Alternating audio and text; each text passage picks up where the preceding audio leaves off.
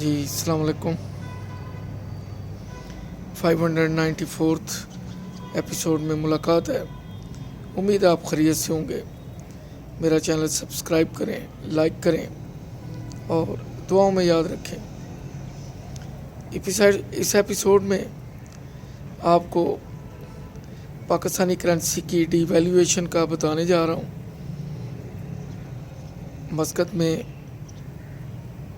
Bank میں میں job کرتا رہا ہوں. تقریباً 18-19 سال میں نے جاب کی ہے. میرے بھائی پہلے وہاں مقیم تھے. تو جب میں بینک میں گیا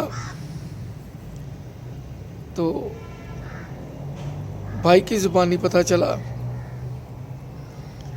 کہ پہلے وہاں پہ ریال عمانی 34 ہوتے تھے تو پاکستان کا 1000 روپیہ بنتا تھا، یعنی 34 ریال عمانی کا 1000 بنتا تھا.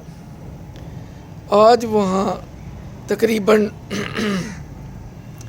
2.5 سے 3 ریال کا 1000 بنتا ہے، یعنی 3 ریال ہی سمجھ لیں. کہاں 34 اور کہاں 3. اس کا مطلب ہے کہ تقریباً 11% کرنسی میں کمی واقع ہو گئی. اور سادہ الفاظ میں آپ یہی سمجھ لیں کہ اگر آپ 1000 کو 11 پہ تقسیم کریں، چلیں 10 پہ تقسیم کر لیتے ہیں سیدھا سمجھنے کے لیے، تو 1000 کا مطلب ہے 1000 کی ویلیو 100 روپیہ رہ گئی ہے، اور 1 لاکھ کی ویلیو 10,000 روپیہ رہ گئی ہے. اور آج ہم جو کروڑ کی پراپرٹی کی بات کرتے ہیں اس کی ایکچول ویلیو 10 لاکھ ہے. اور اگر آج کوئی گاڑی 10 لاکھ کی ہے تو پہلے اس کی قیمت 1 لاکھ تھی. اگر کرنسی سے کنورٹ کریں تو سمجھ لیں کہ اگر مٹن 1000 روپے کلو ہے تو وہ 100 روپے کلو ہے. باہر سے جو پاکستانی گھروں میں پیسے بھیجتے تھے اس وقت وہ 68 ریال بھیجتے تھے تو ان کو گھر میں 2000 ملتا تھا، اور 2000 میں زبردست گزارا ہوتا تھا. اب وہ 68 ریال بھیجیں تو تقریباً سمجھ لیں کہ 17,500-18,000 روپیہ ملتا ہے، لیکن آتا اس کا کچھ بھی نہیں ہے. اس وقت میرا خیال ہے 9 روپے 90 پیسے کا ڈالر تھا، جو آج 170 روپے کا ہے. اب آپ جو بھی چیز لینے جائیں اس کو 10 پہ تقسیم کر لیں تو اس کی پرانی قیمت نکل آئے گی. لیکن دوسری طرف فکر کرنے والی یہ بات ہے کہ کیا جس کی 10,000 تنخواہ تھی آج اس کی تنخواہ 1 لاکھ ہے؟ میرا خیال نہیں ہوگا، کبھی بھی نہیں ہوگا. تو جس ریشو سے چیزوں کی قیمتیں بڑھی ہیں، مہنگائی بڑھی ہے، اس ریشو سے جو ملازم ہیں، جو دیہڑی دار طبقے ہیں، جو کارخانوں میں مزدور ہیں، اس ریشو سے ان کی سیلری نہیں بڑھی ہے. ایک تو کرنسی کی قیمت کم ہو گئی، اس کی قوت خرید کم ہو گئی. چونکہ ہم یہاں رہتے ہیں، یہاں رہنے والے لوگوں کو کرنسی کنورشن کا، ڈیویلیویشن کا اتنا پتہ نہیں چلتا. مجھے بینگ اے بینکر اس چیز پہ گہری نظر اکانومی پہ، تو یہ دیکھیں کہ کرنسی کی قیمت کم ہونے سے اس کی پرچیزنگ پاور کم ہو گئی. ایک اس کی پرچیزنگ پاور کم ہو گئی. نمبر 2، جو یوٹیلیٹی بلز تھے ان میں کئی 100 گنا کا اضافہ ہو گیا، جیسے بجلی اور گیس. اس طرح ٹیلی فون کے بل بھی اس میں لگا لیں. آپ کو بہتر پتہ ہے، مجھے بھی پتہ ہے کہ 100 रुपये का कार्ड डलवाएं तो उसका हशर क्या होता है, एक सर्टन अमाउंट उसी वक्त कट जाती है।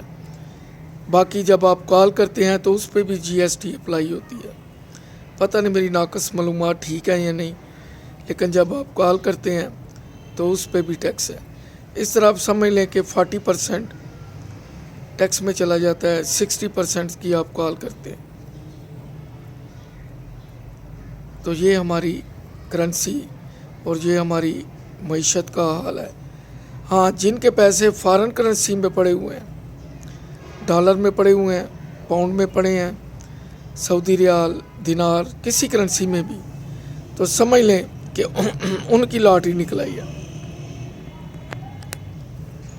हम अक्सर कहते हैं कि देखें जी, 10 साल पहले मैंने घर 30 लाख का लिया था, आज 1 करोड़ का है।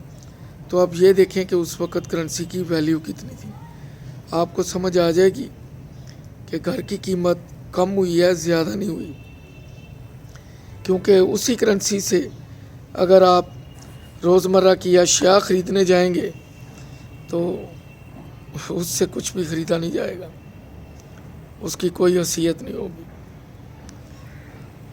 बड़ा ड्राई सा चैप्टर है, मैंने सोचा चले आपसे शेयर करते हैं कि पीछे चले जाएं 35-36 साल, तो उस वक़्त पाकिस्तानी करेंसी की वैल्यू कितनी थी। इवन के अफ़गानिस्तान की करेंसी 100 रुपये पाकिस्तानी की कीमत पूरा थैला भर जाता था। आज पाकिस्तान की करेंसी अफ़गानिस्तान से भी नीचे है, इवन बांग्लादेश से भी और इंडिया से भी। आगे आगे देखें क्या होता है। मुल्क कर्ज़ों तले डूबा है। अगर 200 अरब डॉलर के कर्ज़े हैं तो जैसे घर में कहीं से सामान ले आएँ, किसी से कर्ज़ ले लें तो उतारना हो तो फ़िक्र लगी रहती है कि ये पैसे अदा कैसे करने हैं, तनख्वाह में से बचा के कितने रखने हैं, यहाँ कोई कमेटी डालनी है। और अगर पाकिस्तान ये तहैया कर ले कि हमने आलमी अदारों के पैसे वापस करने हैं तो 200 अरब डॉलर, यानी अगर 2 अरब डॉलर भी 1 महीने के करें तो साल के 24 अरब डॉलर हैं। और अगर 24 को भी 25 लगा लें तो साल में 25, 4 साल में 100 अरब डॉलर, और 200 अरब डॉलर कितने साल दरकार हैं। गौर व फिक्र कीजिए। मूंगफली मंगाइए, अखरोट मंगाइए, खाइए, हीटर के मज़े लीजिए, बिस्तर में लेटिए और सोचिए। अल्लाह हाफिज़। दौरान गुफ्तगू को गलती तो मादरत चाहूँगा।